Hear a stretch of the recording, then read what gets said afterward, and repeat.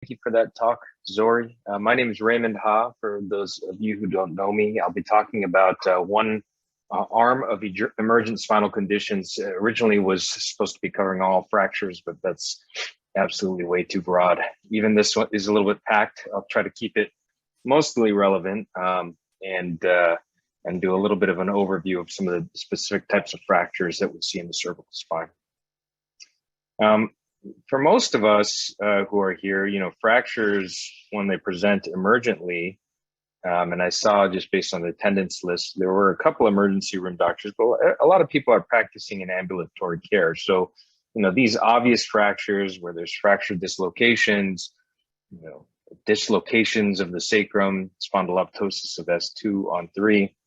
I mean, these are obvious and things that we're really not going to encounter too much, except maybe in training, But not so obvious is the patient who comes into your clinic and says, I got into a car accident last week or yesterday or last month and my neck still hurts. Or one of my patients from about a year or so ago who said, I got into a paragliding accident, wrapped myself around a tree 6 weeks ago and my neck still hurts. So, neck pain and ambulatory trauma can be a little bit tricky. And I think that there are some good guidelines in which non-spine surgeons can do their due diligence to not miss anything and run into problems. So this was that patient who had ambulatory trauma. We did get x-rays in the clinic. The question is, well, do we always need x-rays? I'll go into that. And additionally, just due to the suspicion of continued pain and just wasn't getting better and seemed a little bit out of proportion, ultimately one ended up getting some advanced imaging, and you can see in a healing fracture line here at the base of the odontoid, or this would be a type 3 odontoid fracture. Thankfully non-displaced, thankfully survived the Darwinian challenge and ended up doing just fine. Hold on one second. I think that we have, if you guys can put your questions in the chat, and we'll try to answer them if you can type them out. So going a little bit to, when do you need to get x-rays? This is one set of criteria used often in the emergency room, but it would apply also to the clinic or in the urgent care. And this is the nexus criteria. And essentially the criteria by which you could say, I can clear somebody's cervical spine without not necessarily needing x-rays. It's pretty strict. There can't be any posterior midline cervical tenderness, has to be good range of motion, no evidence of intoxication, a normal level of alertness, no neurologic deficit, and no painful other distracting injuries. If any of those are present, the cervical spine can't be cleared without at least x-rays. When people are having neck pain after trauma, I think the most important thing is going to be the history and physical exam. What was the mechanism of injury? How severe was it? A fender bender at 5 miles per hour is very different than a motor vehicle accident, in which there's a fatality unseen, or somebody's unable to self-extricate.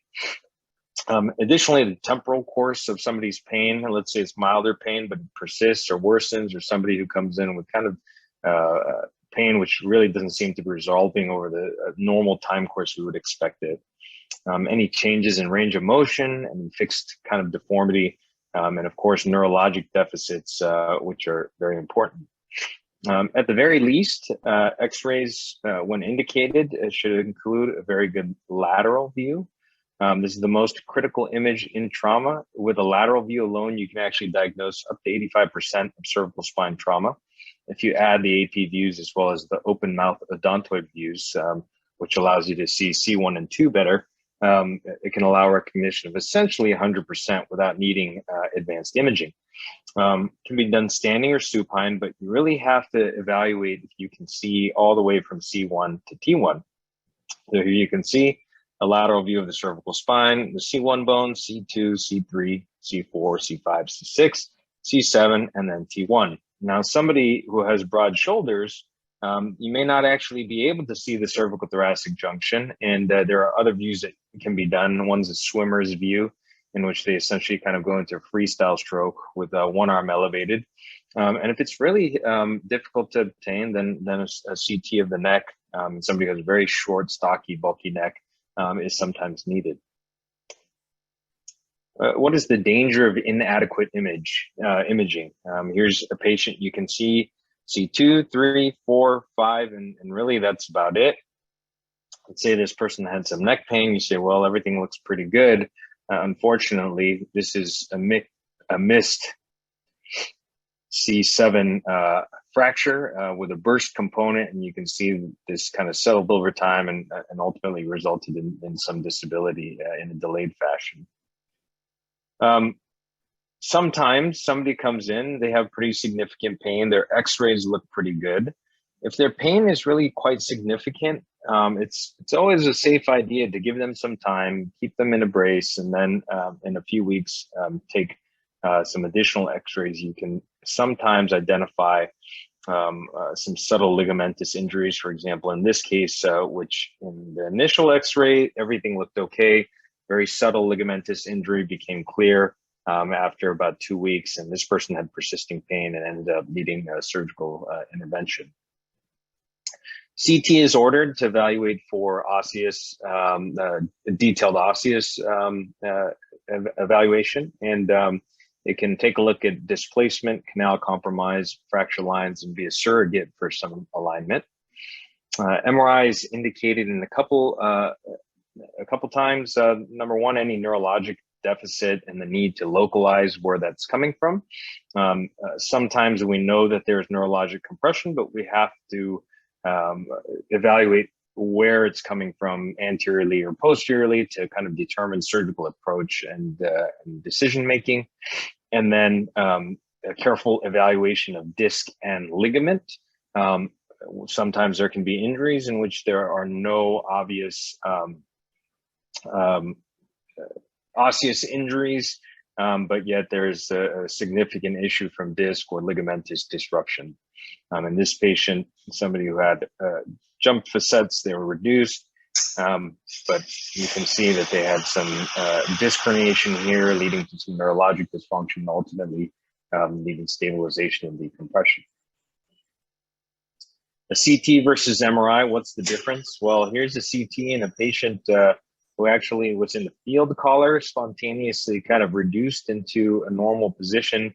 And you could see how this could potentially be missed with a CT with a high grade of high index of suspicion. MRI was actually ordered. Additionally, the patient had some neurologic deficits, and you can see a fairly catastrophic injury, an extension type injury where the disc is completely disrupted. And this is a very unstable injury despite the CT being relatively benign. And so MRI can give us a view at this as well. Here's a patient who walked into my office and fallen a day before the visit, had hit her head, had severe neck pain, was walking in kind of a soft brace that she had at home, and she was kind of holding her head. She hadn't come in sooner or to the ER because she said, well, I'm going to be coming in anyways, and I figured that I wouldn't want to wait in the ER. I would see you soon anyways. So this person's in the office, and you can see the slightly displaced C2 fracture, again, fairly significant arthritis and autofusion here down in the lower cervical spine.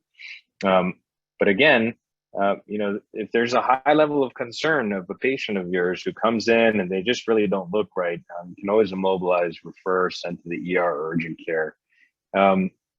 And this lady, due to displacement and other risk factors for non-healing, ultimately decided on surgical treatment and stabilization of the fracture. I want to switch gears to talk just a little bit about spinal cord injury, in that, along with cervical spine trauma does come with issues of the management of spinal cord injury as well. The initial diagnosis and management and treatment of these fractures includes, of course, the ATLS protocol, really careful backboard management, C-spine immobilization, and a primary survey, which includes not only evaluation of where somebody is hurting, but the entire spine, at least palpation of the spine, and a thorough neurologic examination. A secondary assessment It's essentially when the patient is more stable, being able to come back and really kind of do a detailed focal examination and get a sense of how you can clear their spine essentially. If there's any neck pain, any tenderness, any neurologic symptoms, or if they're obtunded, they certainly require x-rays. And to fully clear an obtunded patient, then advanced imaging typically is required as the patient can't participate in the exam. Classification of spinal cord injury, we use the Asia classification, and it's essentially grouped into 5 groups: type A, B, C, D, and E. E being normal, A being a complete spinal cord injury, B having some preserved sensory but really no motor function, and C and D essentially distinguishing between present sensory function and functional or non-functional motor. So essentially, if somebody's weakness is non-anti-gravity, not able to really power those muscle groups properly, then they would be in the C type group. And then for those who actually have an active functional motor grade, would be in the Asia D. And incomplete neurologic deficits frequently do have pretty good prognosis for functional motor recovery. When you talk to spine surgeons about what are our true emergencies in the setting of spinal cord injury and cervical fractures or any fractures for that matter, incomplete injuries tend to be ones that we move the most quickly on, get up in the middle of the night to come in and do a surgery potentially as time equals potential improvement of that person's function. It's pretty rare for patients who have a complete spinal cord injury to gain functional motor recovery, although it's not 0%. It is certainly very low. So the principles of treatment in general of spinal cord injury, again, early diagnosis, and really, the primary injury and damage to the neural tissue is kind of been done at the time of presentation for us. And really all we can do at that point is to decompress and intervene if there's a potential for it, indication, but to really prevent secondary injury, which is along with appropriate immobilization, addressing resuscitation and neurogenic shock, avoiding hypotension, which inhibits cord perfusion in either the preoperative or postoperative state. So here's a patient that I treated. These are sagittal, mid-sagittal and parasagittal cuts, and you can see that at the C5-6 level, he has a fracture dislocation. You can see that the facet joint here is completely, the facets have dislocated completely. This one is a little bit perched, but essentially a bilateral facet dislocation. You can see, the central canal. This patient is fairly affected neurologically. He actually had a little bit of preserved function. He had an incomplete type injury, but a pretty severe one. And so for him, even prior going to the emergency room, we were able to set up Gardner-Wells tongue traction, realign his spinal canal, and reduce the dislocation. So you can see the tongs placed here. What you can very subtly see is that this space is kind of distracting as we hang weight. And ultimately, when we reach a state in which the facets are unlocked and we're able to do a reduction maneuver under closed manual reduction, again, to realign the spine, remove the traction, and hopefully reduce that secondary injury as now the spinal canal is realigned. And ultimately, that patient went on to need surgical stabilization as well. Now, second injury can come from mechanical issues, but primarily comes from hypoperfusion to an injured spinal cord. The spinal cord essentially loses its autoregulatory state, and secondarily can be compounded by the onset of neurogenic shock, in which vascular hypotension and bradycardia can be present due to disruption of the sympathetic tone. And if that shock results in hypoperfusion and the spinal cord can't auto-regulate and the blood pressure drops, then there can be decreased perfusion and again, secondary injury. So the principles from kind of a medical standpoint include volume replacement, vasopressors, elevating the legs, intense hemodynamic monitoring, and really maintenance of the mean arterial pressures above 85 to 90 millimeters of mercury, and maximizing oxygenation. This has probably been one of the biggest changes to the way that spinal cord is managed, is driving blood pressures artificially, in some centers even up to 5 days, in hopes of improving or at least maintaining neurologic function. Methylprednisolone, or steroids for spinal cord injury, is a little controversial. There was a series of randomized controlled trials, and essentially, once in one study, it showed there was no difference with the administration of methylprednisolone. In the second study, there was a difference given only before 8 hours, and based on the results of the third, they kind of titrated what dosages should be used. I do think that many centers choose not to give steroids. Many centers do give steroids, but maybe not at the high dose protocols of these trials. And some kind of do in between, it kind of as a corollary, like in cord compression for tumors, they often get kind of medium dose steroids. So a lot of times in spinal cord, we kind of have drawn that balance. Let's see how we're doing on time. All right, I'm going to go a little bit into the nitty gritty. This is something that many of you probably haven't reviewed or studied in some time, so it's kind of interesting to go through. In general, cervical fractures are classified by geography. There's the upper cervical spine, which is kind of the occiput C1, C2, and then the subaxial spine. And a lot of the fractures behave differently and are classified and, of course, treated differently. I'm going to just kind of take a brief whirlwind tour through some of the the fractures that we see. This is not necessarily going to get into treatment considerations or anything like that, but again, just serves as a framework for some of the things that, again, we see and treat. So occipital condyle fractures, there are thought to be 3 types. One where the condyle is compressed and kind of becomes comminuted or broken into many pieces. Type 2 is where there's an association with an actual basilar skull fracture. And type 3 may be the most sinister, which is an avulsion type fracture. And in these cases, there has to be a high degree of suspicion for atlanto-occipital dislocation or craniocervical dislocation. For those of you who have not heard of this, this is not a common injury, but it is a commonly fatal injury, very high-speed trauma. Kids and infants tend to maybe be a little bit more at risk for this because their heads are big. So in high-level trauma. And essentially, it's dislocation of the skull base from the upper cervical spine.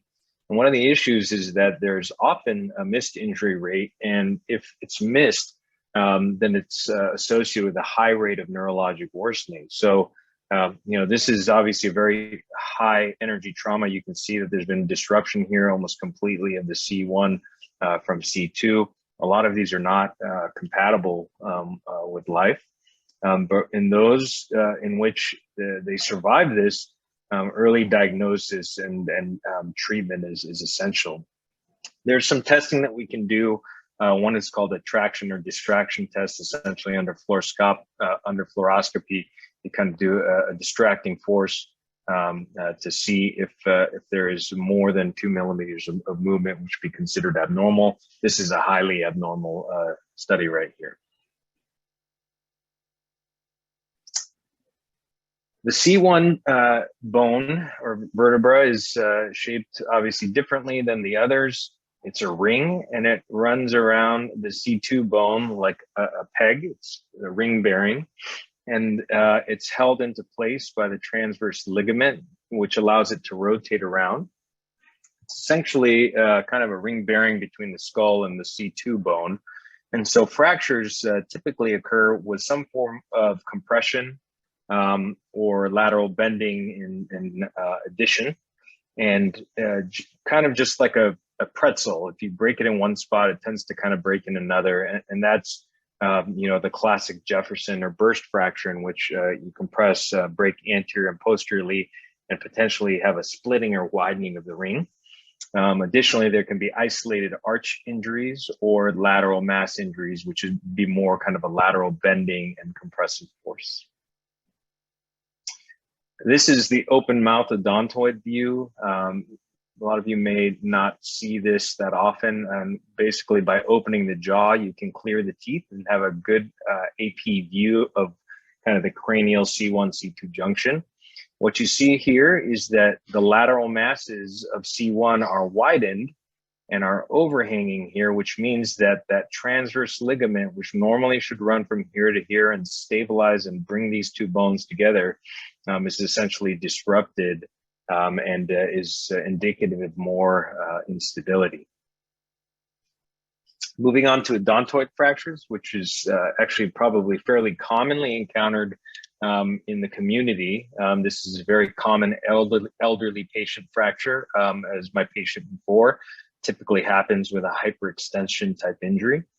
These are broadly classified into type 1, type 2, and type 3 fractures. The first happening kind of from an avulsion or a non-fused growth center as more of a congenital issue.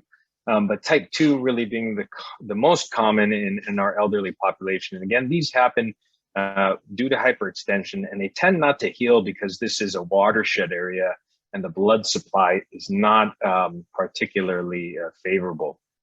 Type 3 tends to happen usually in younger patients. This was kind of the paragliding patient.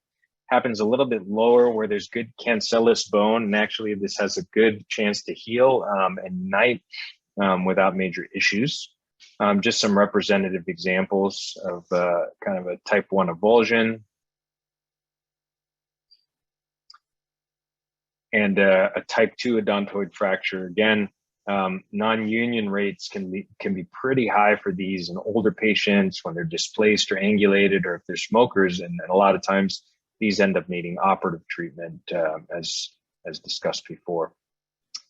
And again, the type 3 fractures really do tend to heal as long as they're not displaced too much or moved with it too much. C2 fractures or hangman fractures tend to happen in younger patients. There are fractures through the pars of C2 there. And you can see when these fracture, there's displacement, which ultimately results in the canal expanding. So these are not typically associated with neurologic injury, but it is the second most common fracture of the C2 bone. This is broadly categorized by the amount of displacement, and essentially with increasing amounts of displacement and instability, that there's a tendency towards more operative treatment, of course. Some of these can be treated fairly reasonably with non-operative or halo vest treatment. Here you can see a very subtle fracture here through the pars of C2.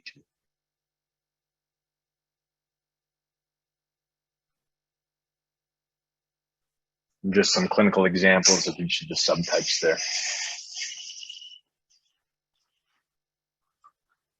So then moving on to the subaxial spine, so below the C2-3 disc, we really categorize these fairly similarly. There are many, many different different classification systems. I'm not going to obviously go into those, but I am going to just briefly talk about the Alan Ferguson classification, which is a mechanistic classification. So it's basically like, how do these injuries happen?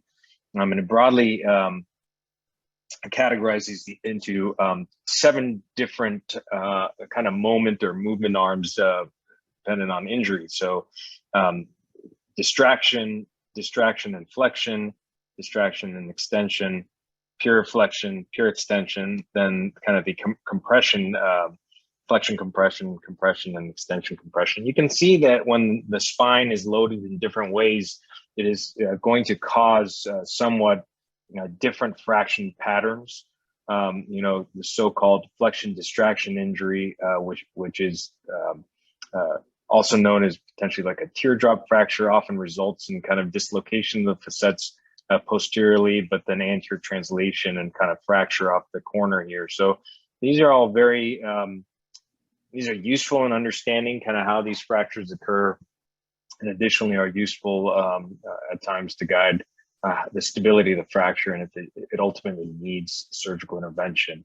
Again, not going to go into the details of all these types of fractures, but these include vertebral body fractures, facet fractures and dislocations, laminar and posterior arch fractures, and then disruption even through the disc or through the ligaments. Just one last case. This is also very similar to this is the resolution, I'm sorry, to the case before, the C5-6 fracture dislocation. And you can see this was really kind of a flexion distraction type injury, primarily with subluxation. He was reduced and ultimately was fixed with an anterior approach to stabilize and decompress spinal elements. This is a very unstable injury. And so many people would also go and work in the posterior part of the spine as well to kind of restore that. He was fairly sick in other ways, and so was treated with this one stage. Actually went on to heal just wearing a cervical orthosis, so did quite well.